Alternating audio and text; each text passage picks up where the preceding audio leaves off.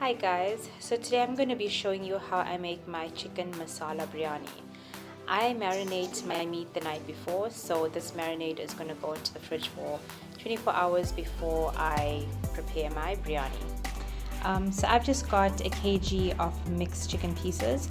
I like to use chicken thighs and drumsticks in my biryani with a bit of breast meat. However, today I'm only going to be using chicken thighs and drumsticks. I use a cup of sour milk,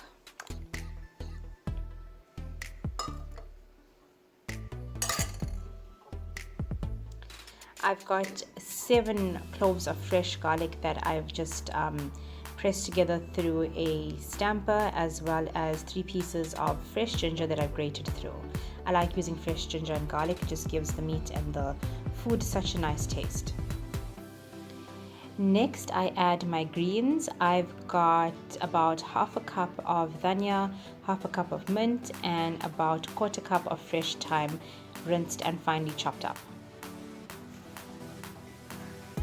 The secret ingredient to my biryani and what makes it a nice red color is tomato puree. If you don't like how sour the tomato puree tastes, you could basically just chop up or grate 1 fresh tomato, but I prefer tomato puree. And I'm going to add 3 tablespoons of the tomato puree to my 1 kg meat. That's about it. Next, I'm going to add my masala. I'm using mixed masala, so that's my Kashmiri masala, wet masala, chili powder, and garam masala, and I'm going to use 4 tablespoons. 1, 2, 3,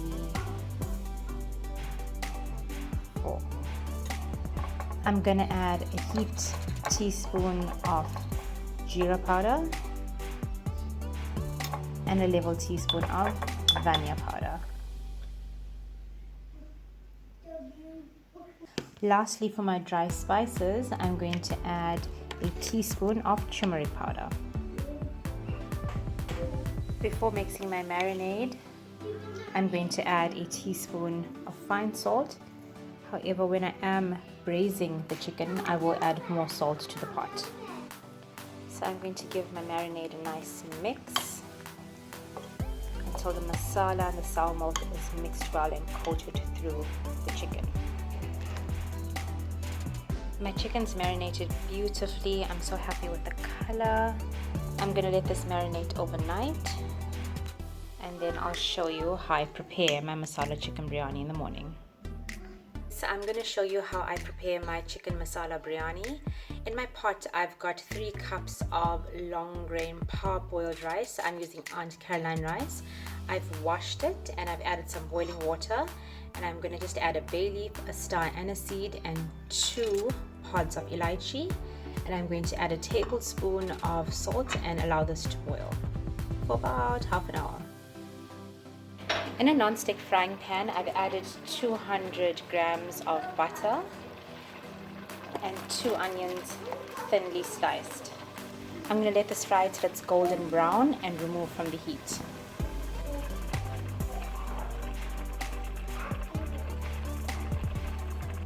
I allow my rice to cook 3/4 of the way before straining it, as it's going to cook a little further later on. Next, I've added a cup of brown lentils to a pot, and I'm going to allow this to boil until it's soft. I add a bay leaf as well as 2 sprigs of mint leaves to take away the sandy taste of lentils. So yeah, this is just another component that goes into the layered masala biryani. So my onions have browned up beautifully, and I'm going to add this to the rice. I've added my fried onions to the rice, and it looks so pretty. It gives it such a nice color variation. So I'm going to just keep this aside for later. I'm going to add a cupful of egg yellow to my rice.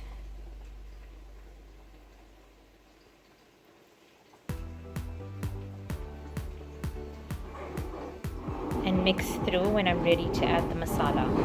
Next, I've peeled 3 medium-sized potatoes and cut them up. and brought them to a boil on the stove.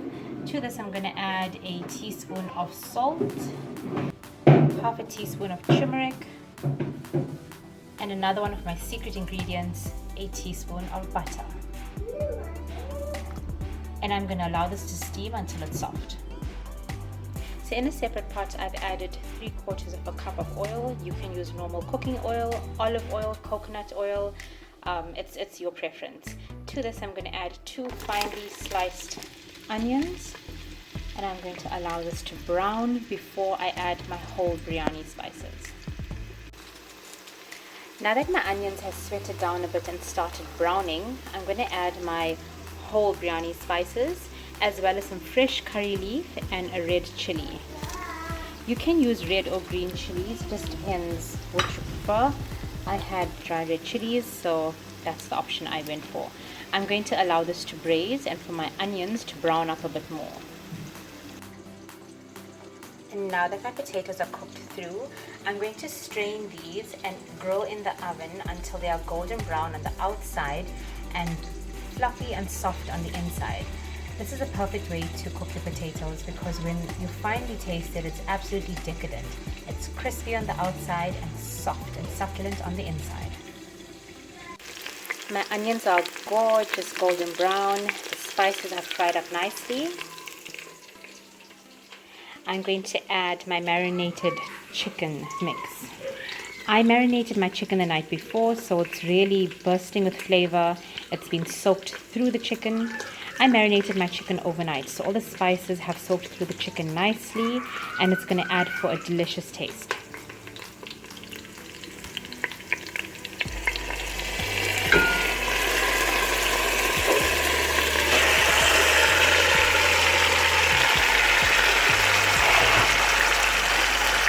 I'm going to allow my chicken to braise for about 15 minutes before I add a cup of water. So my chicken's been braising for about 15 minutes. I'm going to just add a bit of ground cinnamon from the top. I don't use whole cinnamon. And then I've added a cup of water to my marinade mixture, and I'm going to pour it over my chicken and allow it to cook for about another 15 to 20 minutes. My potatoes have roasted perfectly. I'm going to add these to my masala curry mixture together with my brown lentils.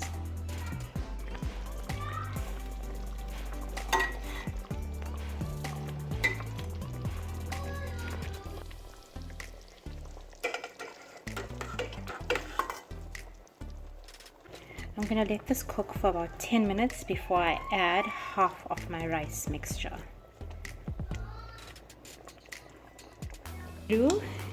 Just to get the nice variation of the egg yellow, and then I'm going to add half of this rice to my masala curry mixture, and I'm going to allow that to steam for about 15 minutes.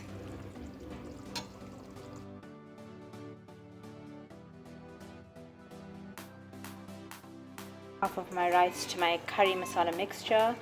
I'm going to just garnish with some fresh greens, some dhania and some mint that I finely chopped up. I'll allow this to simmer or to steam for about 15 minutes before I serve.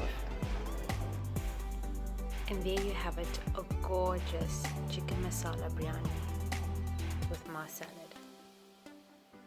The colors are stunning, the textures are great, the scent is amazing, and I'm sure the flavor is even better.